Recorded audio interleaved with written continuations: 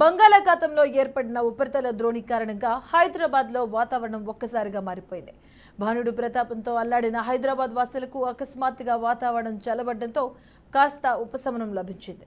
చల్లటి గాలులు వీస్తున్నాయి. రాగల 24 గంటల్లో తెలంగాణలో అక్కడక్కడ తేలికపాటి జల్లులు కురిసే అవకాశం ఉందని హైదరాబాద్ వాతావరణ శాఖ అధికారులు వెల్లడించారు. గ్రేటర్ హైదరాబాద్ పరిధిలో పలుచోట్ల ఉరుములు, మెరుపులతో కూడిన ఈదురుగాలులతో కూడిన వర్షం పడే అవకాశం ఉందని తెలియజేసింది.